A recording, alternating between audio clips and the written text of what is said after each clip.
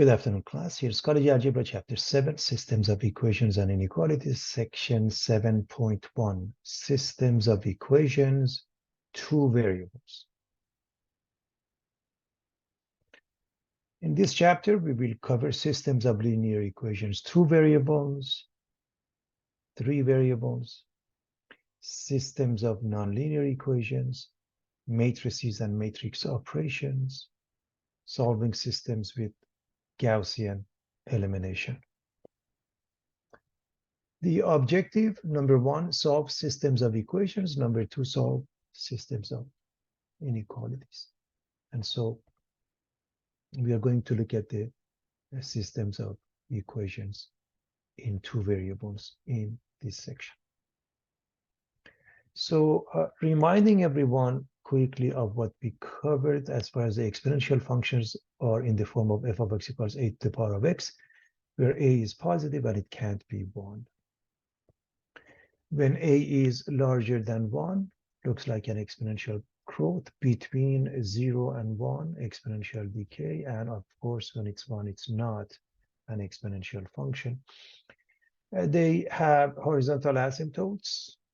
The x-axis, there's no vertical asymptote. The y-intercept is located at 0, 1. X-intercept doesn't exist. Domain is all real numbers and range the positive side of y from 0 to infinity.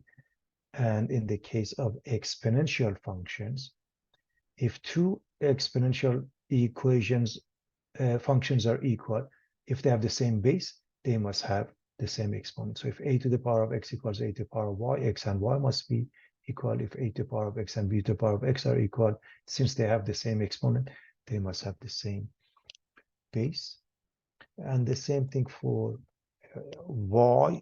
For logs, if you're solving logarithmic equations, if they have the same base, they must have the same argument. Log x base a equals log y base a. Since the two have the same base, the arguments x and y must be equal, and vice versa. In this case, of course, because they have equal arguments, namely x, they must have equal bases a and b. Needless to say, x and y, as well as a and b, are all positive. For logarithmic properties to be understood, you have to follow this arrow. Log x base b equals y. If you follow this arrow, b to the power of y becomes x.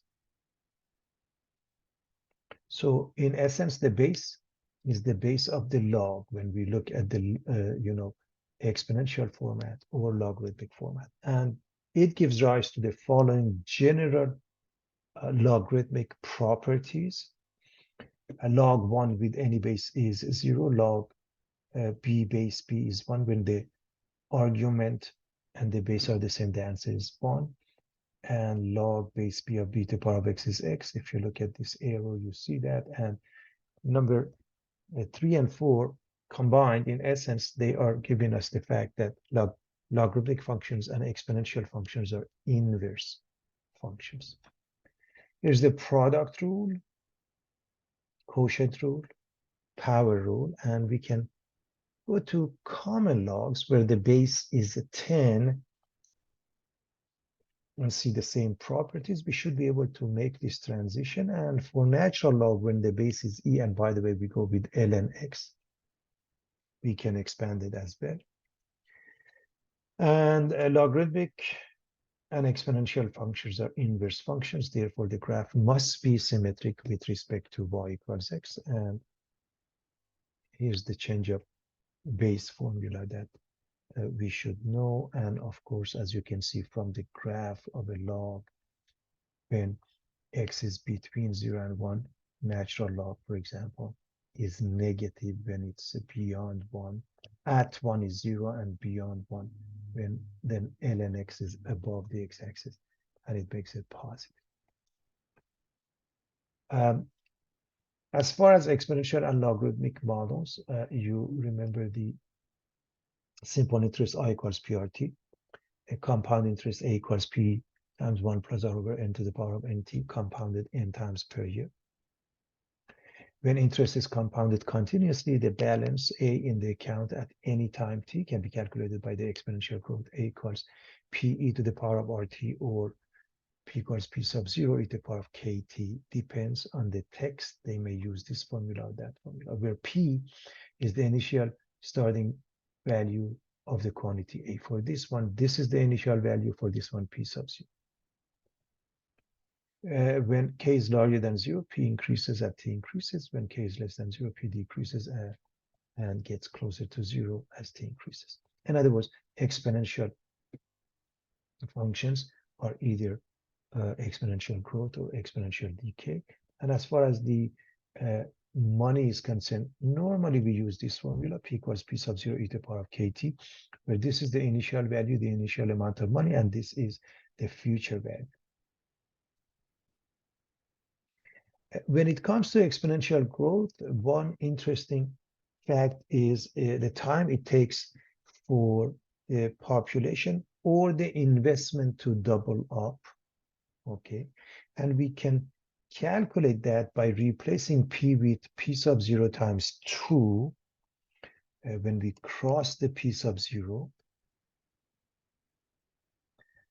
we can take the natural log of both sides, and this gives rise to ln2 equals kt, and therefore t equals ln2 over k. So that's a very important formula, and it's interesting for us to remember. And now new stuff. Chapter 7, Systems of Equations and Inequalities. 7.1 is System of Linear Equations. A system of equations, simply a group of 2 or more equations. That is what makes a system of equations. Solution for a system of equations. It's an ordered set of numbers that satisfies all equations in the system. For example, we want to determine whether this pair, -3, 2, is a solution to the system of equations that is x plus y equals 5. Let's call it equation number 1. And 3x minus 4y equals 8. So simply put, you're going to plug in -3, 2 into the first one. If it doesn't work, it's just no solution. You really don't have to check with the second one. But if it works, you have to check with the second one as well. I'm going to do both in case, just for practice. So if we plug into the first one, we get -3 plus 2, which is -1, and it's not equal to 5. This is a false statement. So right away, this one tells you it's not a solution. If you look at this one also, it fails 3 times -3. It's -9 minus 4 times 2. Minus 17, which is not equal to 8. That also fails. So therefore, it's not a solution.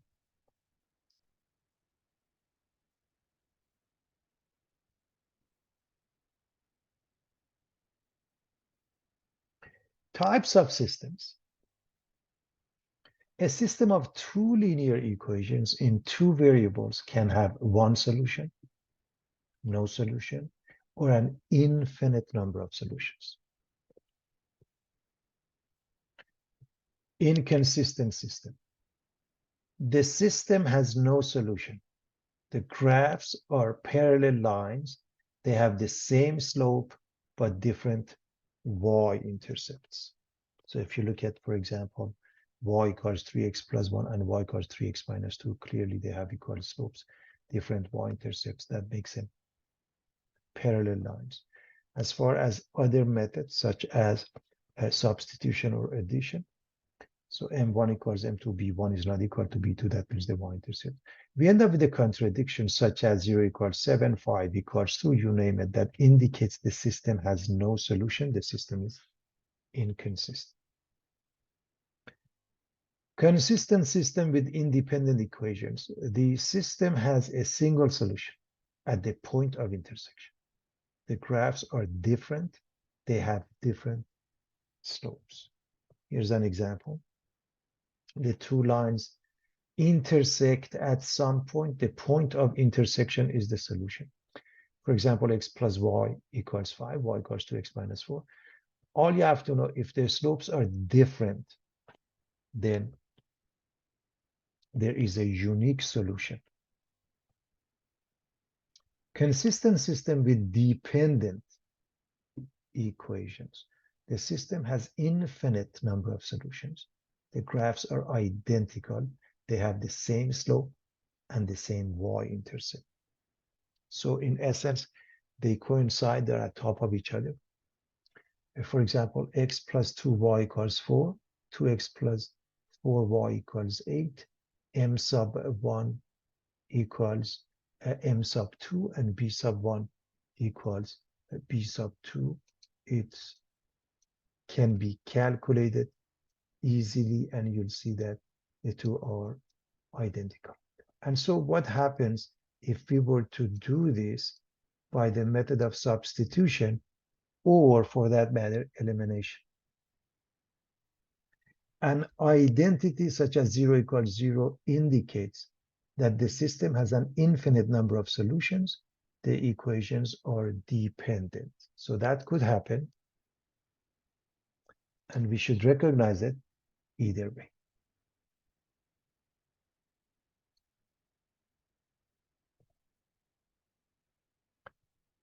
Solving graphically. To obtain a solution to a system of equations graphically, graph each equation and determine the point or points of intersection. For example, if we want to solve this system, y equals x plus 2, y equals minus x plus 4, all we have to do, graph this line, and as you can see, we have 2, therefore 0, comma 2 is the y-intercept. If I set y equal to 0,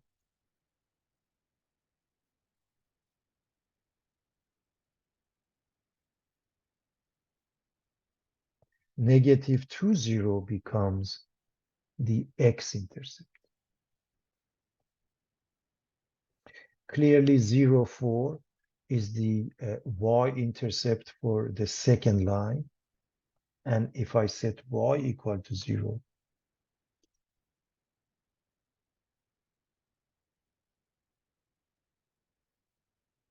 x becomes 4, and 4, 0 is the x-intercept for the second line. So using those pairs, if you graph them, I want you to look at this one, y equals x plus 2, 0, 2, negative 2, 0. And if you look at the blue line, the red line, y equals minus x plus 4, we have 0, 4 here, 4, 0 here. So the point of intersection, as it appears from the graph, is 1, 3. Makes it a consistent system with a unique solution. Now, when you do that, if you're just looking at the graph, you must check, because sometimes it's hard to read the graph. And I can't emphasize this enough. You have to read this, everybody. It's extremely important to check this out. So as you have to check. So as you read 1, 3, you put it in here. If I put x equals 1, I get 1 plus 2 equals 3. So that works with the first one. That checks. That does check. Now, if I put this into this second equation, everybody, minus 1 plus 4 is equal to 3. That also checks. And it is important to check it, especially when you're graphing, because you never know. So checking is extremely important, everybody, and it has to be done.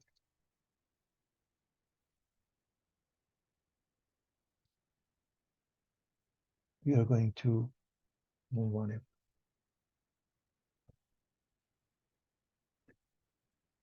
Solve the system of equations graphically. So 4x minus 2y equals 2.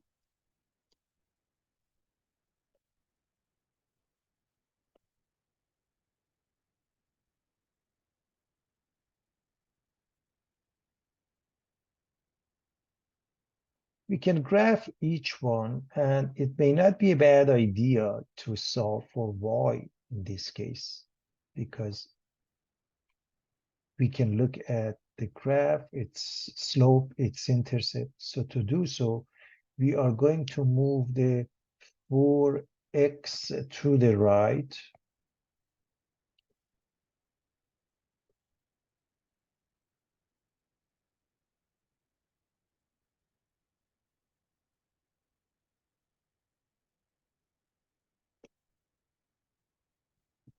And when we do that, here's what's going to happen, everybody. So you move 4x to the right. You divide both sides by -2. And you notice this is identical to this. So the equations are identical.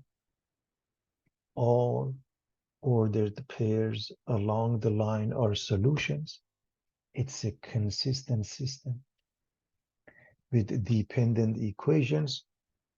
The system has an infinite number of solutions, everybody.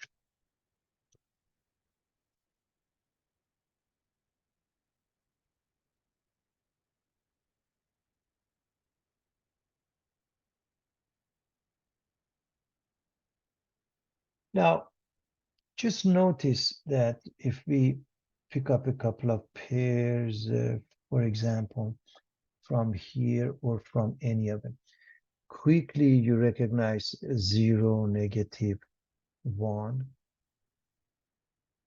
as the y-intercept. And if you set y equal to 0,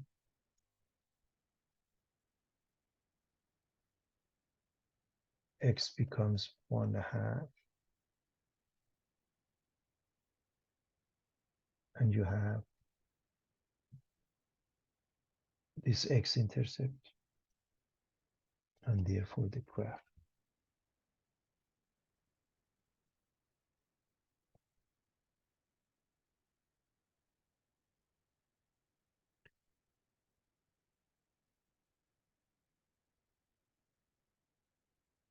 Let's look at these two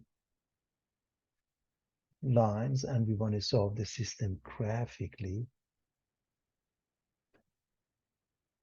So if we were to look at the very first one, we notice it has a y-intercept as 0, -3. And if I set y equal to 0, everybody,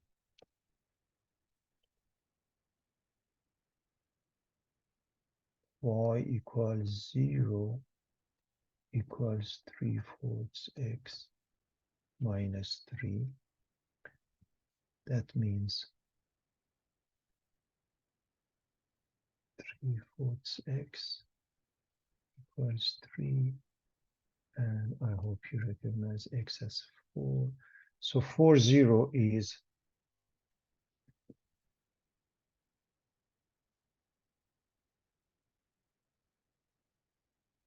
the x-intercept. For the second one, everyone, if I set x equal to 0, then I get -4y equals -4, and y becomes +1. And I have 0, 1. By the way, this is the first line. 0, -3. Let's actually can use those.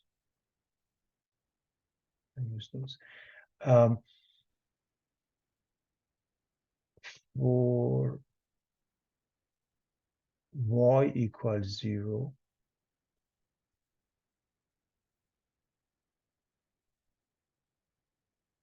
I get 3x equals -4. X is -4/3. Again, -0, 1, and -4/3, 0.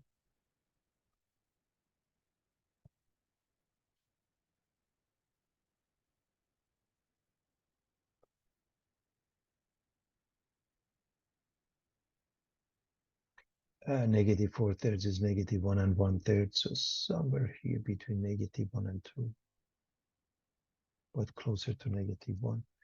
And that's a graph.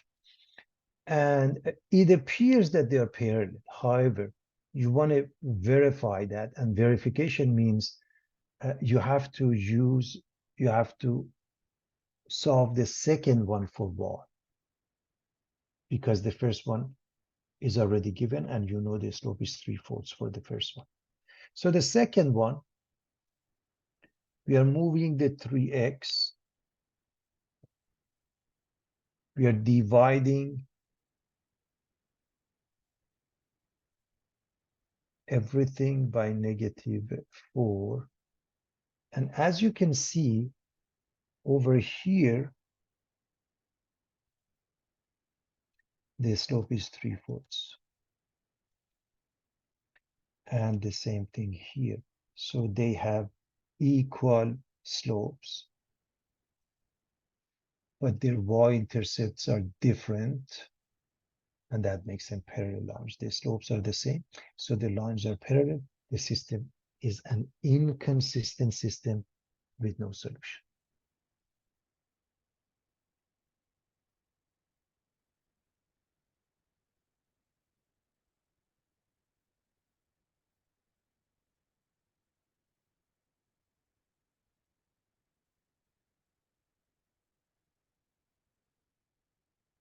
Example 5, solve by substitution.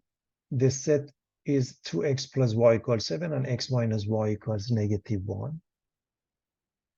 So the idea behind the substitution is to solve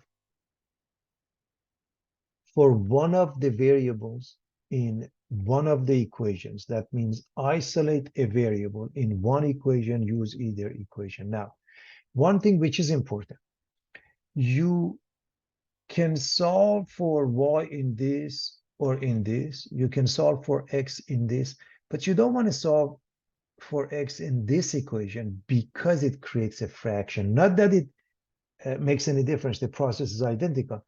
But you want to avoid dealing with the fraction because it makes it a tad more difficult to solve.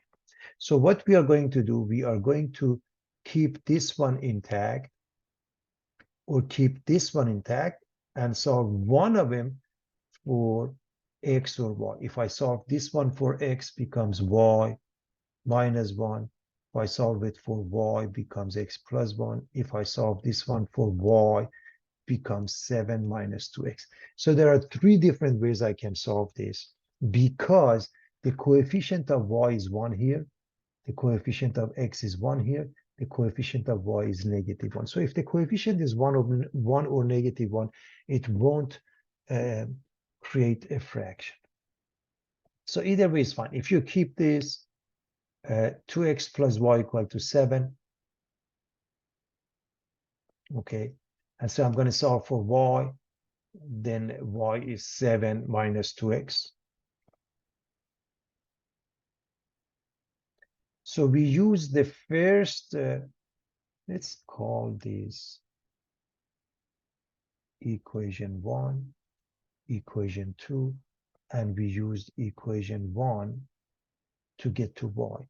Now we are going to substitute this in the second equation. Second equation. So which is x minus y equals -1. So into this, we are going to put 7 minus 2x. That's the method of substitution. So it becomes x minus 7 plus 2x. And these two add up to 3x. This moves, becomes positive 7 with -1 is 6. Divide by 2. And you have the x equals 2. Now you can go to any of the equations, and I highly recommend you go to the original equations, one of the original equations, although you can even go here, but don't take a chance. Let's say you go here and you say 2 times x plus y equals 7. So 2 times 2 plus y equals 7. 2 times 2 makes it 4. Subtract it from 7. Y equals 3. So the answer is 2, comma 3. Write them in pairs. Now, before we move on, you really have to check, and that's the beauty of math. We use the first equation to find y. Let's go back to the second equation to check. So again, this equation gave us y. So if I replace the x with 2 and y with 3, 2 minus 3, do I get -1? The answer is yes. It took me a split second. I checked it. I'm done.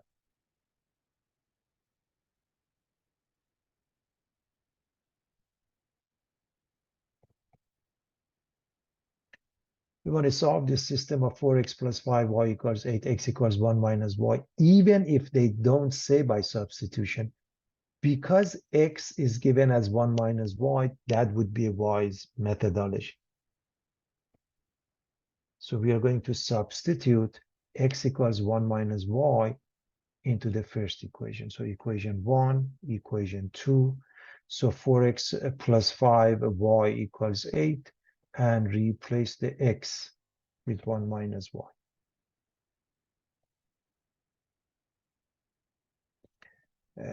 4 minus 4y. These two add up to y minus 4y and plus 5y. And you subtract 4 from both sides, or you can say, I'm going to move it to the other side. I'm changing the sign, y becomes 4. Obviously, to find x, we are going to use the second equation because x is 1 minus y. So x is 1 minus 4, which makes it -3. And the solution must be 4 comma -3. However, my apologies, -3 comma 4, x is -3. So you have to check with the first equation. So we're going to check that. It doesn't take long. It's extremely important to check it. So we are going to check with the first equation. 4 times x, which is -3, plus 5 times y, which is 4. And the question is, do we get 8? So this is -12. This is +20. It does give you 8, and we're done. Just prove that it works. You have to check. It doesn't take long, class, but it's worth checking.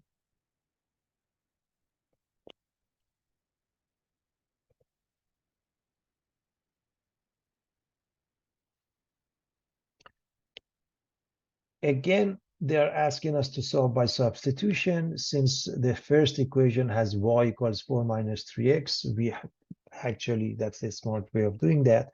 We're going to substitute that into the second equation. So we're going to say -6 times x minus 2 times y is replaced with 4 minus 3x. We're going to distribute. This remains. This is -8. This is plus 6x. As you can see, 6x and minus 6x cancel each other. And we end up with -8 equals -8. You can even say, if you move things around, you can even say 0 equal to 0. If you move things around, for example, you move this one, that.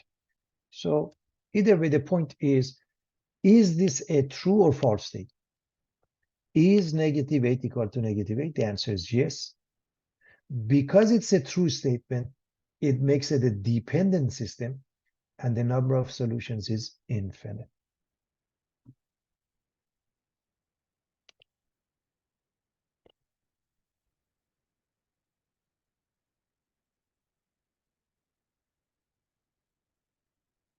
Now, one way to write the answer is to use this one and write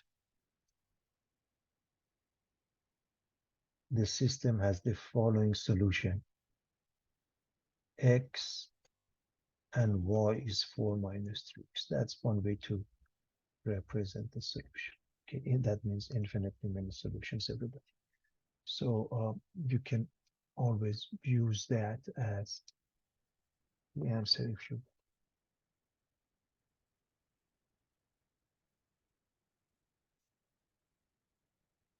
Again, it depends on you know, how they want you to answer. Sometimes some people don't care for answering it in that manner. Sometimes they do, and you have to do it accordingly.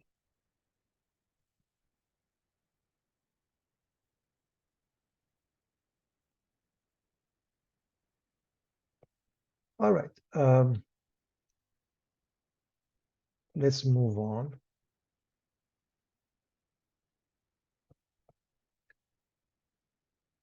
We are going to look at the addition method. And for addition method, what do we do? To solve a system of equation by the addition method, number one, if necessary, rewrite each equation in standard form of ax plus by equals c.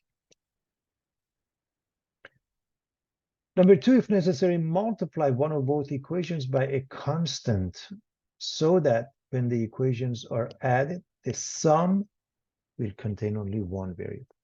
In other words, eliminate one of the variables. That's why sometimes they call it elimination method. In fact, let me write that. Addition method or elimination.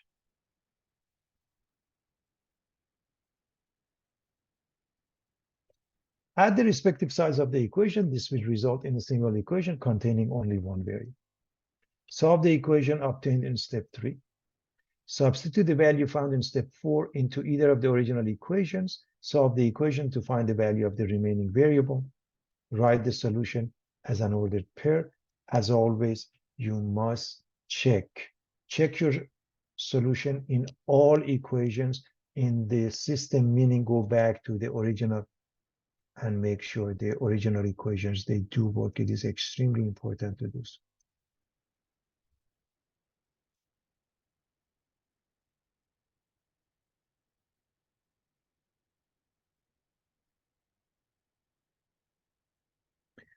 All right.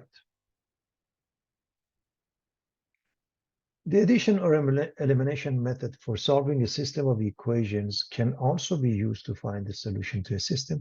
This method is generally the easiest one to use. Again, the goal is to obtain one equation containing only one variable. So as an example, we want to solve this by the addition method, which says 2x plus 5y is 3, 3x minus 5y equals 17.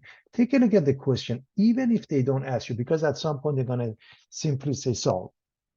You notice that this one has a plus 5y and this one has a minus 5y. You don't have to do anything. All you have to do, add them up. That's all. If you add left side, these two cancel each other. You get 5x. If you add the right sides, we get 20. That's all. Divide by 5. And we get 4. So x is 4. We're going to put this into one of the equations. It doesn't matter that you put it into equation 1 or equation 2. For example, if we put that into equation 1, 2 times x, that means 2 times 4 plus 5y equals 3. 2 times 4 is 8. And we move it to the other side. We make a negative 8. 5y becomes negative 5. Divide by 5, and we get negative 1. The pair is 4 comma negative 1. And it has to be checked. Now, because we used the first equation, you have to check it with the second equation. This one it has to be checked. So to check this,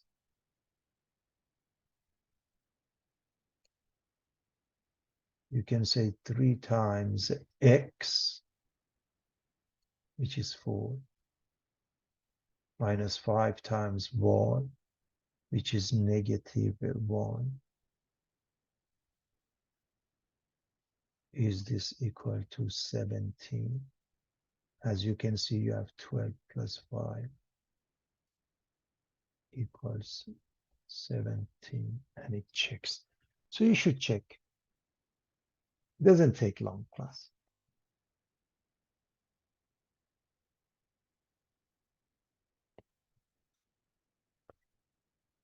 All right, solve by addition. 4x minus 5y is 19. 3x minus 2y equals 9. And the reason addition is easier because if you want to solve for any of the variables and do the substitution method, it creates fractions simply because none of them has a coefficient of 1 or negative 1. So how do you do that? First, you decide what you want to get rid of, x or y. For the sake of argument, if you want to get rid of the x, you have to multiply this one probably by 3 and this one by 4, one of them negative. If you want to get rid of the y, you want to multiply this one by 2 and this one by 5, one of them negative. Okay. So let's say we want to get rid of the y. So if we multiply this one by 2 and this one by negative 5, okay, choose a variable to eliminate y, then multiply both equations by numbers that make the y terms additive inverses. So we're going to multiply this one by 2, this one by 5, one of them negative. Let's choose this one to be negative, so negative 5. So 2 times 4x is 8x, 2 times minus 5y is minus 10y, 2 times 19 is 38. This one, negative 5 times 3x is minus 15x, negative 5 times minus 2y is positive 10y, and negative 5 times 9 is negative 45. So I hope everybody is okay with that. It's, again, pretty straightforward, and we are going to see that easily these two cancel each other. So when we add them up, those two cancel each other. And therefore, we have these two as negative 7x, and we add these two as negative 7.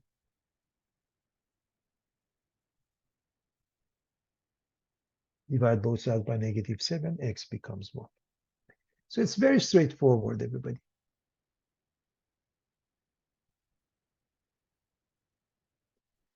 Now you go back to one of the original equations. For example, the first one, 4 times x, 4 times 1. So 4 times x minus 5y equals 19, 4 times 1, which makes it 4.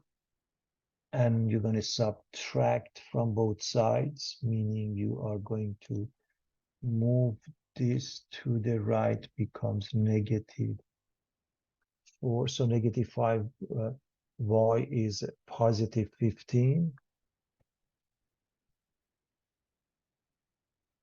Divide and you get y equals negative 3. Therefore, the pair is 1, comma, negative 3, and you have to check. When I say you have to check it with this equation because we used the first equation already. So put 1 and negative 3. 3 times 1 is 3, negative 2 times negative 3 is positive 6. They do add up to 9. But definitely check it. It doesn't take long, but it's important to do so.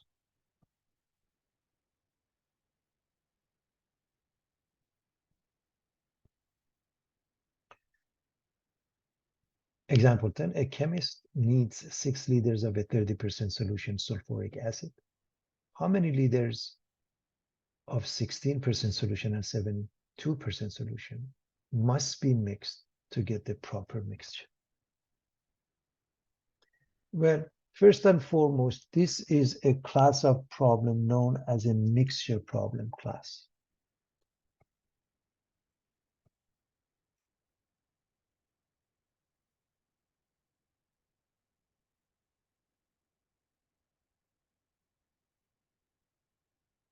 A class of problem known as a mixture problem. You're mixing things, okay?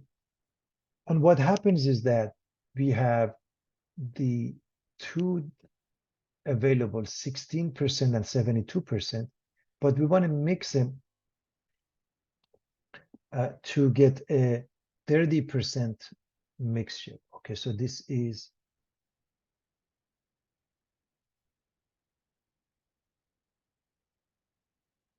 30%. And that's why it's called the mixture problem, because when you mix, what happens is very important to understand. And that is the case that the total volume, they will add up. You can't change the total volume. Okay. So the strength, you can keep it as a percentage or say this is 0.16, this is 72% or 0.72, this is 30% or 0.3. So you can keep it in the form of a percent or a decimal. Okay. Now, the mixture ends up being 6 liters. So we have 6 liters of a mixture. Now, how much of the 16% do we need? How much of a 72% do we need? We don't know. How about X and Y? We introduce the variables X and Y because we don't have it. And again, in the concept of a mixture problem, the total volume remains unchanged. You can't change the total volume. Now, if something is 16% solution, acid, base, alcohol, you name it, that means only 16% of it is pure alcohol, pure acid, pure base. So the amount of pure acid is the product of these two, 0.16 times X, 0.72 times Y, and 0.30 times 6 for this one. And what happens is that as you mix things, you can dilute them, you can change their concentration, but you cannot change the fact that the pure amount of acid doesn't change. The total number of liters cannot change. And therefore, here's the two equations. First and foremost, X and Y add up to 6. Secondly, the pure amount, the same thing. If you add these two, gives you this number. So this is your system of equations as a result. Okay. If you follow what we do, any type of equation that is a mixture problem, you can handle. So what do? We can do the substitution or addition method. For example, if I do the substitution, I can solve for y becomes 6 minus x.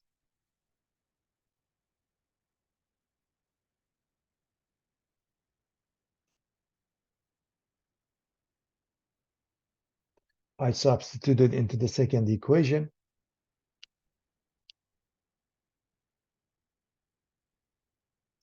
This is 0.16x. We multiply 6 times 2 is 12. We have 1, 6 times 7, 42, and 143. I want to show you. So if I multiply these two, I get 432. I'm not paying any attention to the decimals. Again, I'm reminding you how to do the, multiplication. I have 1 and 2 decimals. Therefore, I'm going to say 1 and 2. So their product, without paying any attention to the decimals, is 432. We can do it easily. And we need 2 decimals. So it's 4.32. If we multiply by this, we get minus 0.72x. And the right side, basically 3 times 6 is 18. This 0 doesn't count. And then you need 1 decimal, 1.8.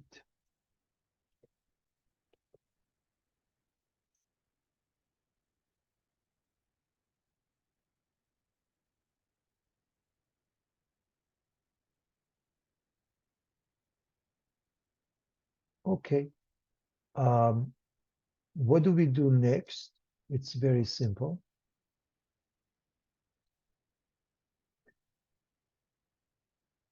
We combine what we can, which means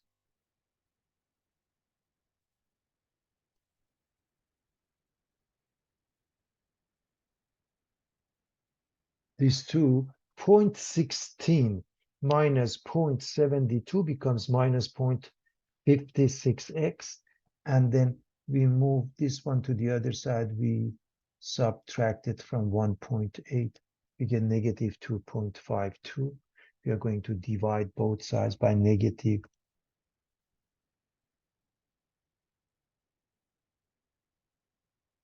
0.56, and it gives us x equals 4.5 liters. And if x is 4.5 liters, y must be 6 minus that, or 1.5 liters. Now, again, to check class, all you have to do 0.16 times x, which is 4.5, plus 0.72 times y, which is 1.5, must give you the total of 0.3 times 6, which is 1.8. In other words, you are checking with the second equation. I can't emphasize this enough, everybody.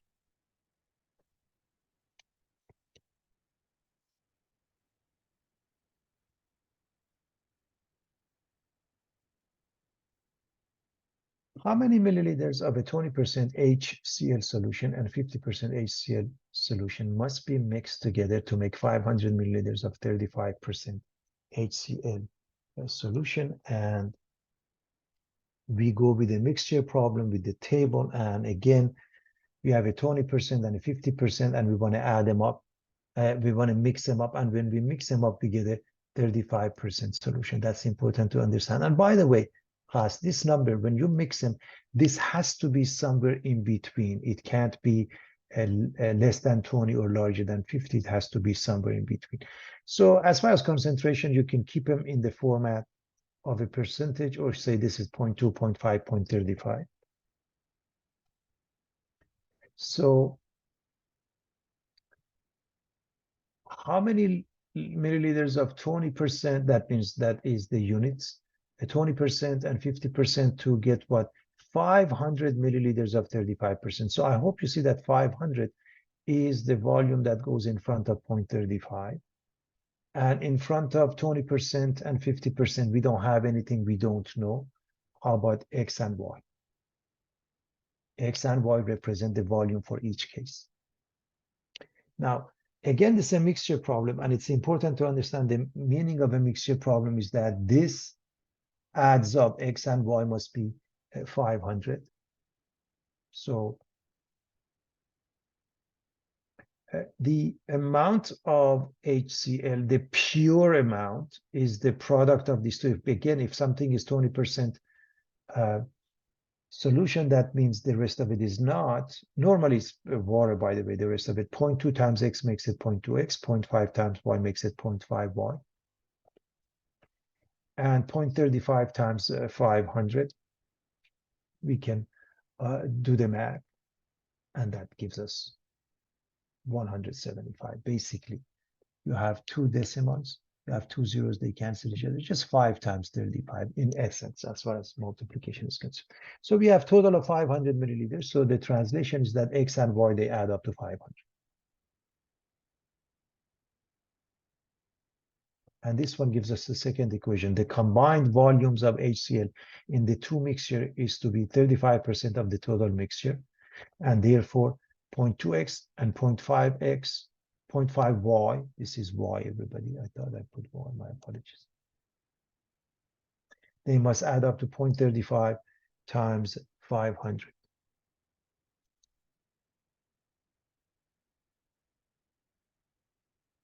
So we have the two equations now, and we are ready to move on. And you can do it by any method. You can do it by substitution. You can do it by elimination. It's up to you. Now, since we did the previous one by substitution, maybe we try to do this by elimination. So for example, if you want to get rid of the x, you're going to multiply this one by negative 0.2. If you want to get rid of the y, you're going to multiply this one by negative 0.5. So let's multiply both sides of this equation by negative 0.2. We get negative 0.2x, negative 0.2y equals Negative 0.2 times 500 is negative 100. I hope nobody has any problem with that. And the second equation is not changing, everybody. The second equation remains unchanged. And so with that being the case, these two cancel each other. So I wanted to show you the substitution is not uh, that bad in the previous example, and in this example, addition method is not that bad. None of them is difficult. We put these two together, we get positive 0.3y, and we put these two together, we get positive 75. We are going to divide by 0.3.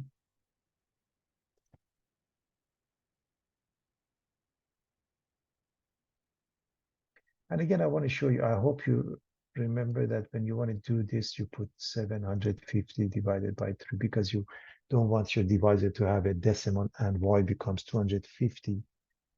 So if y is 250,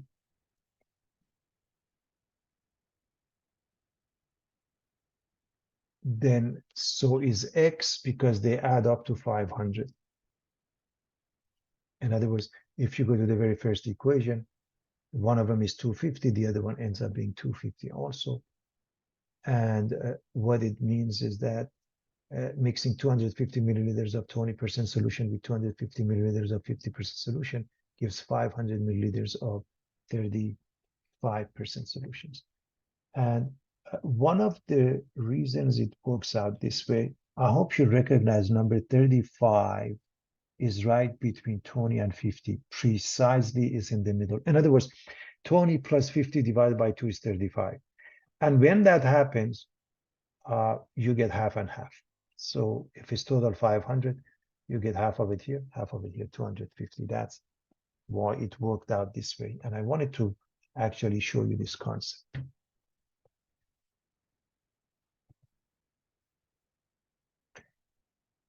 Tony sells 7, 8 popcorns, small ones for $4 each, and large ones for $6 each. If his sales totaled $420, then how many of each size popcorn was sold?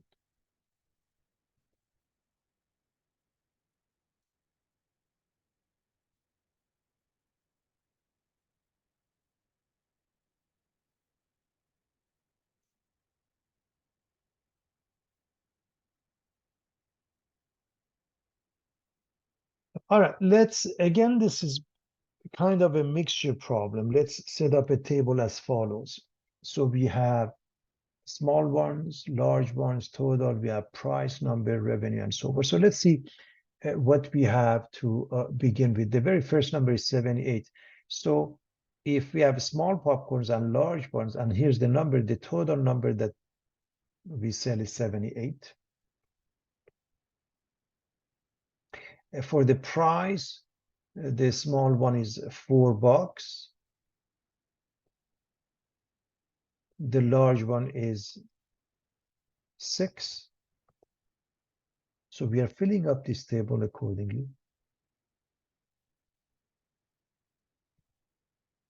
And we collect total of $420. This is under the revenue or total dollar. Now, how many of each? I don't know. How about X and Y? First, we introduce the variables.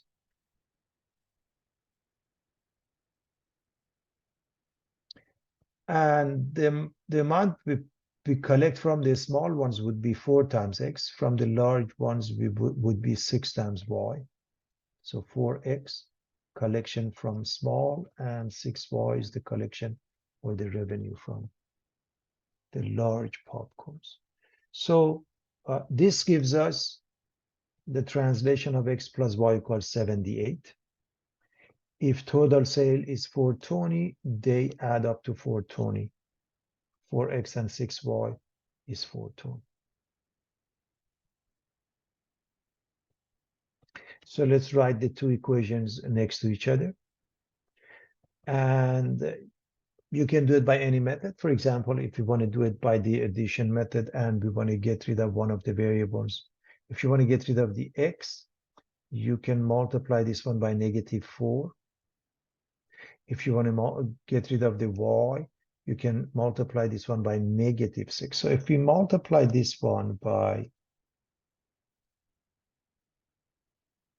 -4 and we keep the second one intact, we get -4x minus 4y minus 4 times 78, which is minus 312.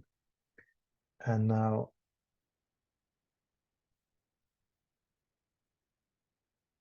these two cancel each other. These two add up to 2y. These two add up to 108.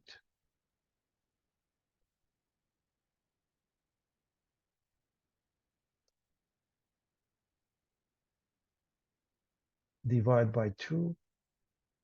Y becomes 54.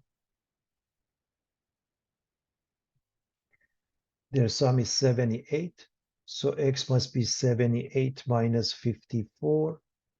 So x plus y, or x plus 54, is 78. And x becomes 24. Now, you have to check, and the way you check it is with this one: 4 times 24 plus 6 times 54. You have to check that they add up to 420. Okay, so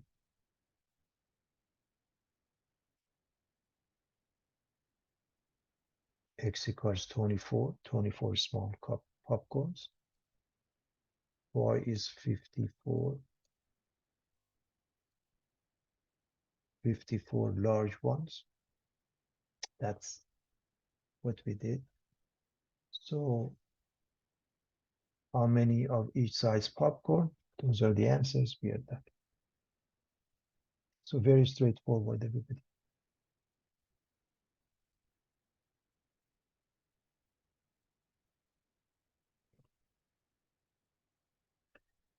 A rectangular table with a length twice its width is being designed. The perimeter is to be 216 inches. Find the length and width of the table. So here's a rectangular shape. Here's the width. Here's the length. And we know the length is 2 times the width. And we know the perimeter is 216. You recall the perimeter for a rectangular shape is L plus W times 2, or 2W and 2L, they add up to the perimeter. Therefore, in this case, 2L plus 2W is 216. So we have now this equation and this equation next to each other. And clearly, we are going to use the substitution method, because L is given as 2W. We're going to replace this one with 2W. And that gives us 4W, and 2 makes it 6W. Divide both sides by 6. The width becomes 36 inches. The length is 2 times that, 72 inches. So the width is 36. The length must be 2 times that, or 72 inches. And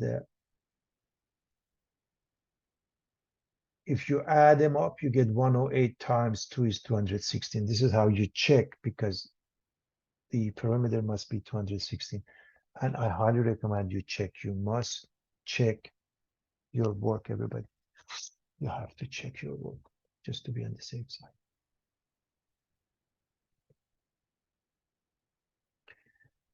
Solve by using the addition method. 2x plus y equals 11, x plus 3y equals 18.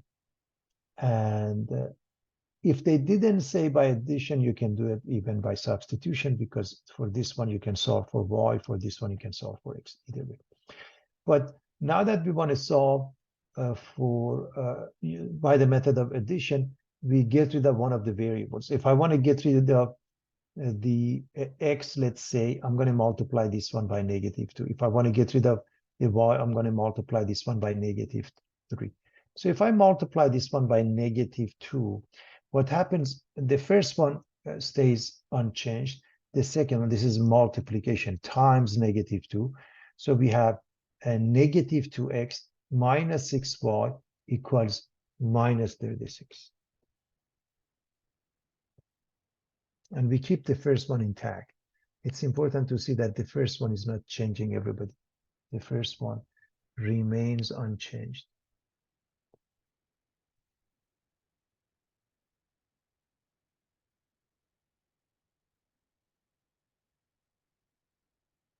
And so what happens when we combine them, these two go away, and the left side gives us -5y, the right side gives us -25. Now the equations are added. Divide by -5,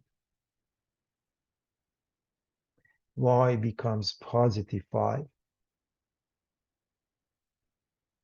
and we're going to use one of the equations to solve for x.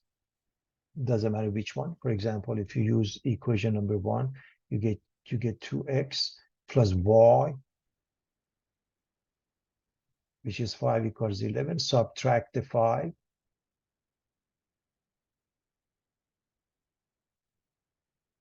Number 6, divide by 2, and you get 3. So the pair 3, 5 is the answer. And remember, we used equation number 1 to come up with the answer. Now we have to check with equation number 3. X is 3 plus 3 times 5, 15. Do they add up to 18? And yes, they do. You have to check that. It doesn't take long, but you have to check it to be on the safe side, everybody.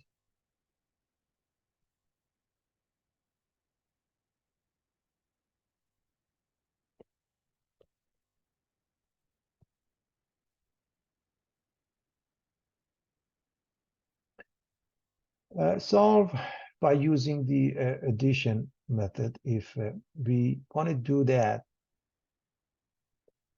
we can see that if we multiply this one by, for example, 2, we can get rid of the x.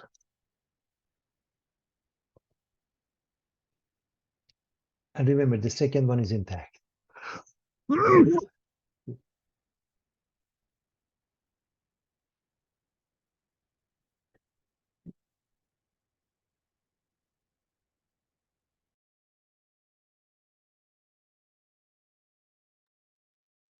So we have 2x minus 6y equals 8.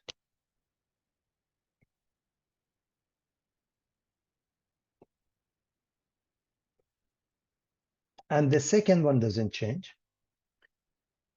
Notice these two cancel each other. These two cancel each other. We get 0 on the left and 9.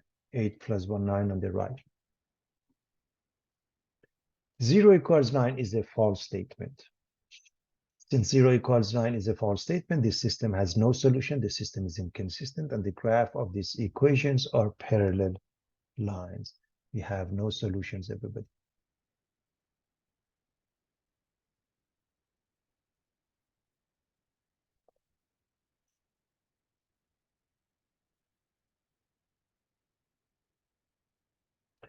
Solve the system of equations. A system that involves decimals and fractions. You can solve it the way it is, but the best course of action is to simplify your work by getting rid of the decimals and fractions. What it means is you want to multiply this one and you can't. You have 2 decimals, 2 decimals, 2 decimals. So you multiply by 100. And this one, all of them have the denominator 5. You want to multiply this one by 5. So when I multiply this one by 100, this becomes 3x minus 2y equals 3. And when I multiply this one by 5, I get 4x minus 2y equals 2. It just makes it a lot easier. Not that you have to do it that way.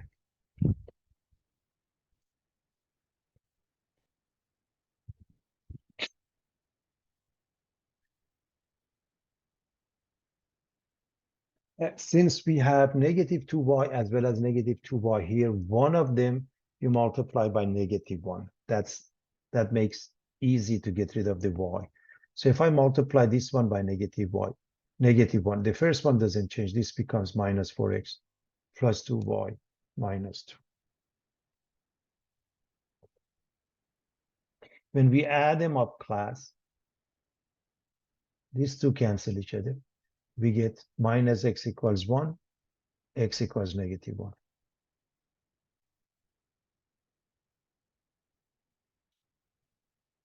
I'm going to use one of this. It makes life easier. 3x minus 2y equals 3. And replace the x with negative 1. So you get minus 3 minus 2y equals 3.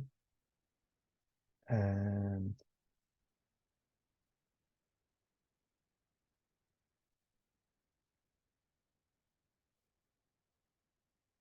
minus 2y equals 6. Divide by negative 2 and y equals negative 3. Now, the solution to the system has the following pair, negative 1 comma negative 3, and you have to check with the original equations, both of them. You have to check with both of them because we didn't use any of them to get to the y. So I'm going to leave it for you to verify that.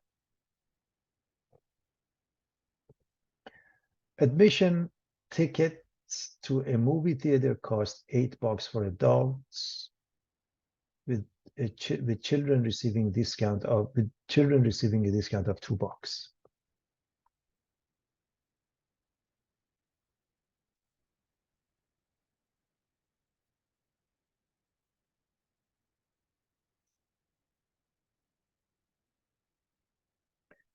A total of 525 tickets were sold, and a total of $3,580 was collected from ticket sales. How many adult tickets and how many children's tickets were sold? Set up a system of equation and solve. So again, this is a mixture problem, if you will. You have adults, children, total, tickets cost, number, total amount, and so forth. Let's plug in what we know. The very first number, it costs $8 for adults, so ticket cost is $8 here. It's $2 less for children, 8 minus 2, 6 here for the children.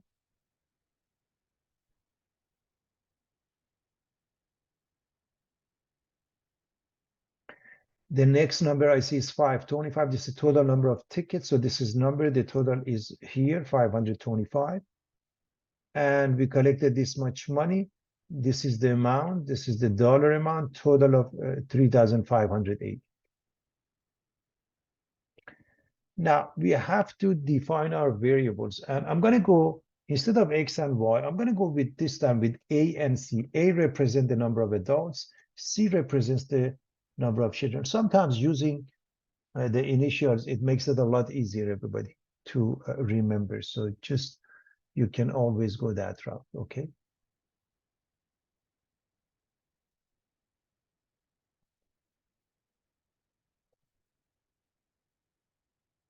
Now, what is the amount that we collect from the adults? 8 times A.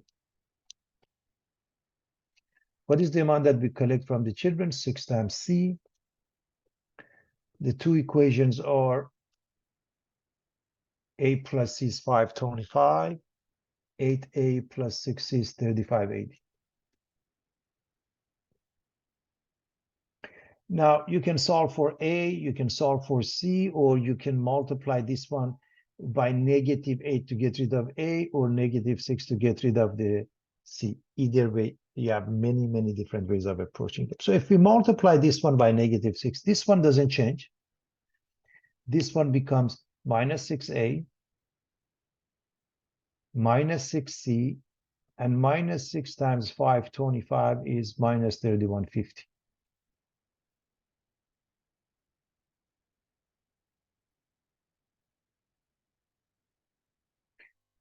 You add them up, these two cancel each other. These two add up to 2A, and these two numbers add up to 430.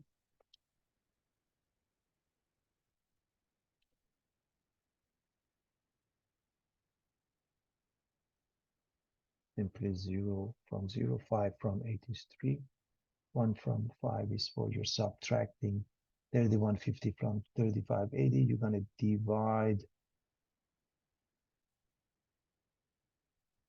both sides by 2.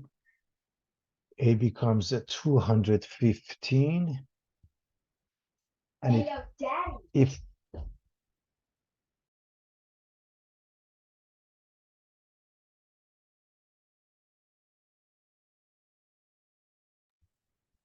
if A is 215, then A plus C, they add up to 525. So 525 minus 215 gives you C, which is 310. And to check, you have to check with the second equation, 8A plus 6C equals 35A.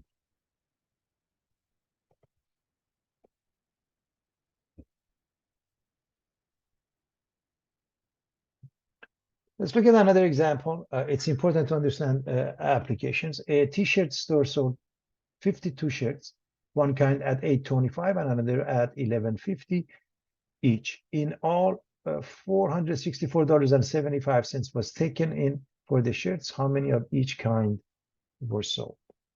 Again, let X be the number of one of them, like $8.25, and Y be the number of $11.50 shirts. So let's go with this table. The kind of shirt, the number sold, the amount. So we have $8.25, $11.50,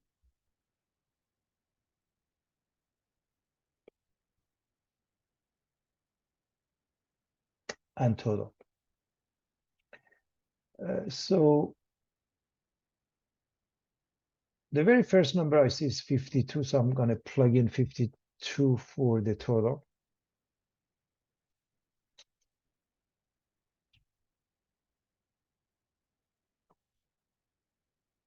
How many shirts here or here? We don't know. How about X and Y? The amount we collect for this would be 825 times X. For this one would be 1150 times Y. And the total is 50. The total is $464.75. So that's where we put this number. 825X, 1150 Y. This is Y, everybody.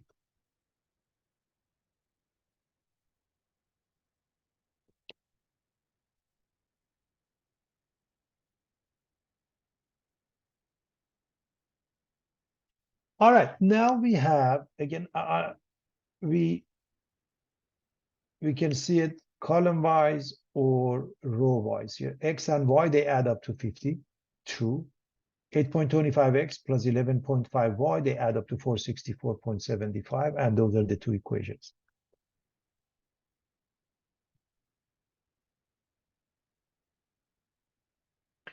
Now, I can solve for X, put it in here. I can solve for Y, put it in here, or I can get rid of the X by multiplying by negative 8.25, or get rid of the Y by multiplying by negative 11.5. Either way is fine.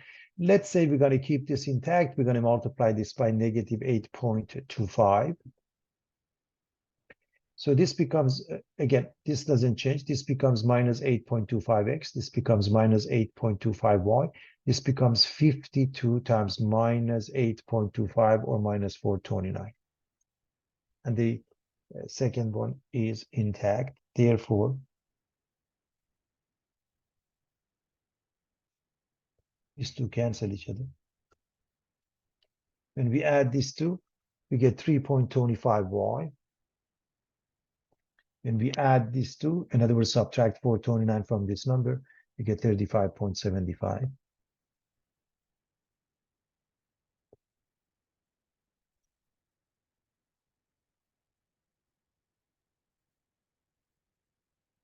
Divide by 3.25, and Y becomes 11. X and Y add up to 52. So if Y is 11, X must be 41.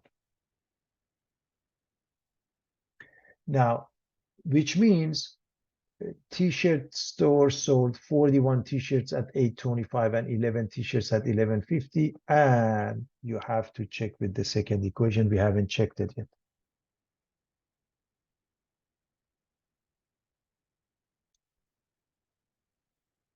So I leave it for you to check.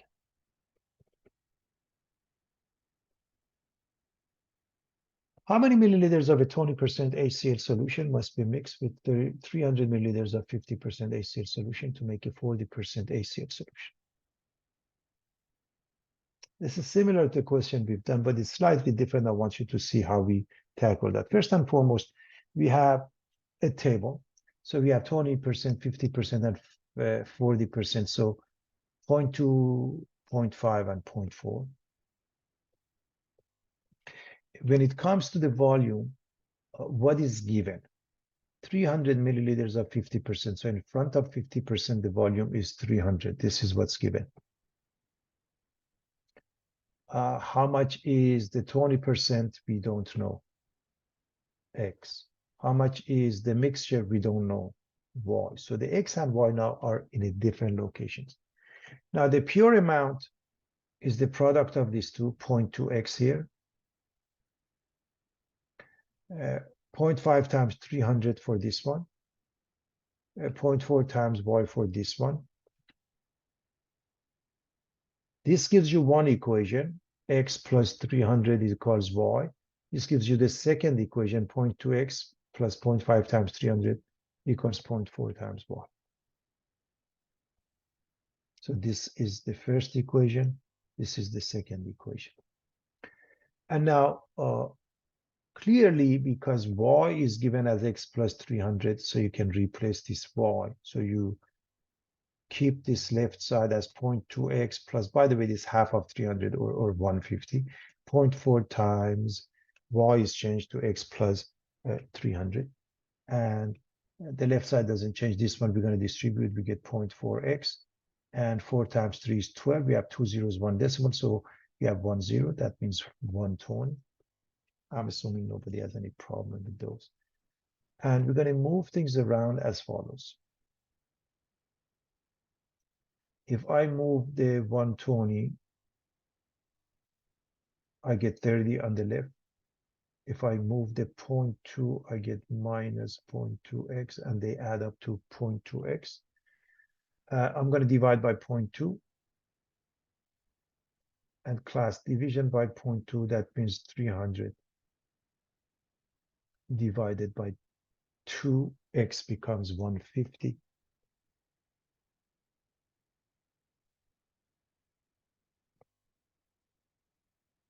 So if x is 150, what is y? Add them up with 300, 450, which means what? Mixing 150 milliliters of 20% solution with 300 milliliters of 50% solution gives 450 milliliters of 40% solution. The volume is fixed. That's why it's called a mixture problem. The volume does not change, everybody.